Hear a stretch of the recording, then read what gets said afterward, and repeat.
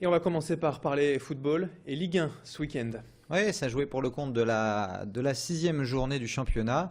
Et tandis que l'affiche de cette sixième journée, PSG Monaco a accouché d'une souris, hein, un match nul, un Ouais. partout. Eh bien, le LOSC a repris sa marche en avant chez la Lanterne Rouge, à Sochaux, une victoire 2-0, une victoire qui fait du bien. Elle marque aussi le retour de Nolan Roux, hein, qui avait pas marqué en Ligue 1 depuis le mois de mars dernier.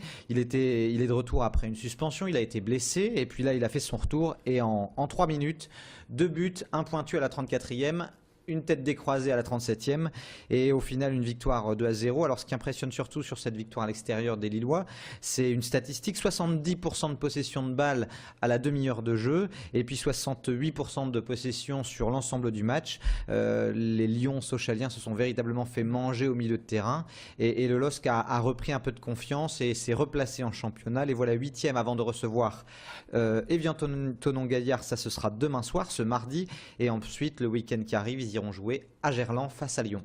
Vous le disiez la semaine dernière, hein, sur ce plateau, faudra aller gagner chez la Lanterne Rouge.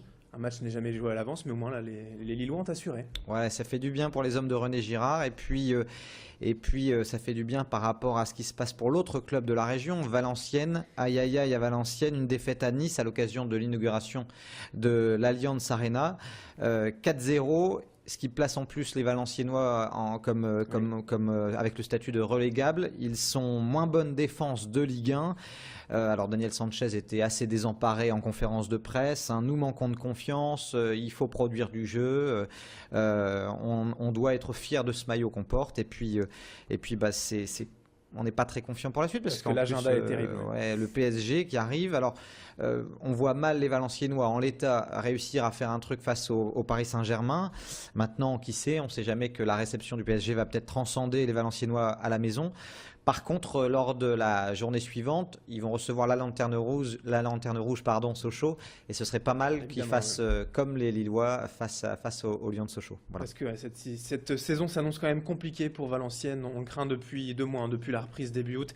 Et malheureusement, ça se confirme. Et puis un petit mot aussi sur le RC Lens, hein. Alors le Racing Club de Lens n'a pas spécialement lavé l'affront reçu au Havre, mais au moins ils ont fait match nul à Créteil, ils sont toujours devant en Ligue 2, mais il va falloir confirmer ce soir face à Tours en déplacement.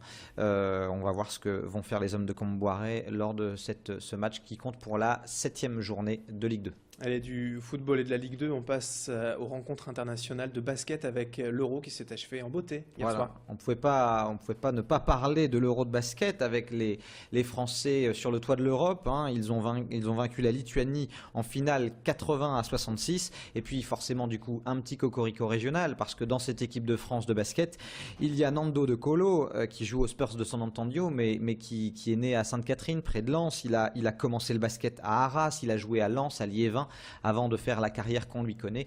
Donc petit cocorico, et puis en plus il a pleinement joué son rôle pendant cet Oui. Euro en palliant à Tony Parker à la main et puis en permettant aussi à notre leader de se reposer un peu sur le banc quand il le fallait. Un nordiste champion d'Europe de basket, c'est noté. En handball, l'USDK a entamé sa campagne en Ligue des Champions. Ouais, on continue de parler d'Europe. Malheureusement, bon, c'était un peu un baptême du feu pour l'USDK à ce niveau-là. Et puis, ils ont tenu le choc pendant 45 minutes, hein, puisqu'à la 45e minute, ils étaient juste menés d'un but, 21-20. Et puis ensuite, ils ont un petit peu explosé en fin de match. Au final, une défaite 33-23 face aux Polonais de Kielce. Bon, tout reste à faire, hein. C'était la première journée de Ligue des Champions. Mais bon, ça part mal pour l'USDK.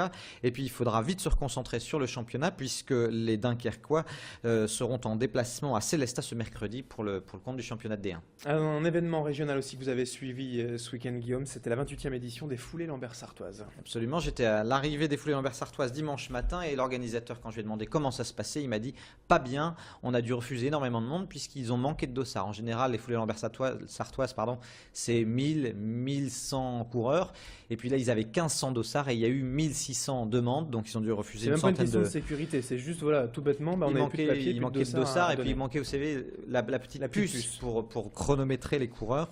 D'accord. Côté compétition, sur le semi-marathon, c'est le Kenyan Kip Kemboy 2 qui l'a emporté en 1h07 et 26 secondes. Et sur le 10 km, c'est un Belge, le Belge Labib, qui s'est imposé en 31 minutes et quelques secondes également. Allez, pour finir rapidement les résultats en vrac du sport régional. Alors déjà une bonne nouvelle puisque même s'il n'a pas convaincu le LMR, le Lille Métropole Rugby, s'est un peu rassuré en allant s'imposer à Bobigny 18-12. En cyclisme, lors du Grand Prix d'Isberg, le Picard Arnaud Desmar qui a gagné au sprint devant des clients quand même, hein, Hushoft et puis le champion du monde Philippe Gilbert. Tout de même, oui. Un petit mot de golf au Grand Prix de Dunkerque, c'est l'Arageois Rudy Daven qui l'a emporté. En hockey sur gazon, les Lillois ont battu Nantes 6-1. Nantes qui était promu, hein, première saison en élite pour Nantes.